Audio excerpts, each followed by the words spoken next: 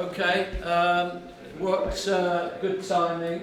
John's just come in, and what we're hoping to do is somehow join his computer up with Mr. Darch's machine, and we can see the geophysics of the main Roman villa. Can we? Yeah, plug it into there. I look forward to that.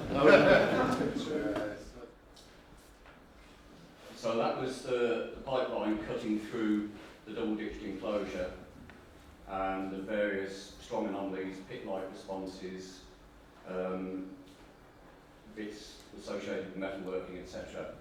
So that was the main field in set aside. The next area I'm going to show you is where the arrow is now. I've done a small block in there.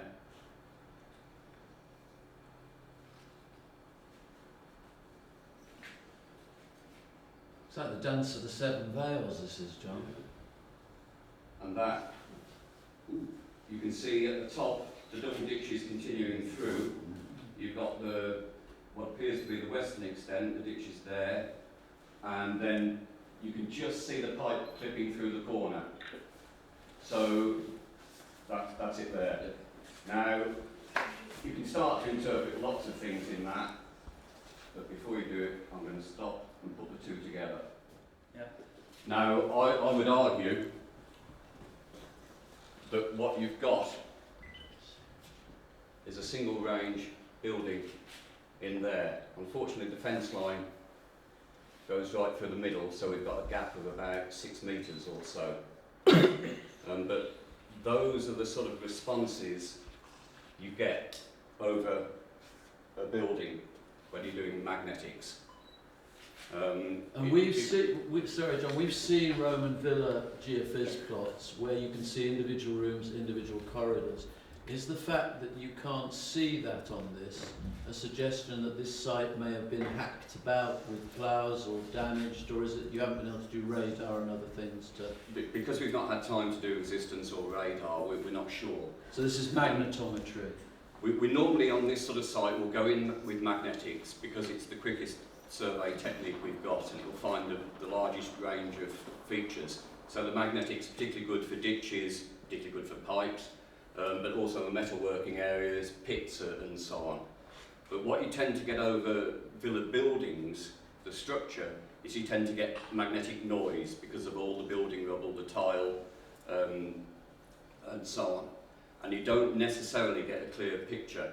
So having done the magnetics, we would then target that area with radar and resistance. So the relative lack of clear wall lines and corridors on that plot wouldn't lead you to believe that they don't exist, it might just be the mags not picking them up. Yeah, and partly due to the excavations that took place in the 60s. Yeah. It could be that we've got intact floors. Yeah. I don't really know. So obviously we need to come back in April and at least we'll know where to target. Yeah. We could be looking at, I'll be very surprised if there aren't outbuildings. I mean, those big black splodges just above the pipeline on the right-hand side, I think you've already said they could be evidence of metalworking or something, didn't you, John? Yes, it's possible. So, you know, we could be looking at, if we think that we've got this single range building and the front is to the left and then all the auxiliary buildings and work areas are behind, that would kind of work for what we've got. We'd obviously put some trenches in to find out, which is really ultimately the only way. You know? Roger, any comments? It's a very important site for this area, I would say. What to you makes it important? Well, there aren't many really big villas in this area, but there are a number. Abingdon was an important Iron Age and Roman centre, and there seem to be a number of villas in a ring around it. There was one at Barton Court Farm, another which is to the northeast of Abingdon, one at a place called Tithe Farm that was probably a villa to the west of Abingdon, and now this one to the south of Abingdon, all at a distance of maybe a mile from the Roman settlement in Abingdon. So it could be an interesting pattern. Brilliant. Thank you very much. John, thank you very much for all that. Small round of applause.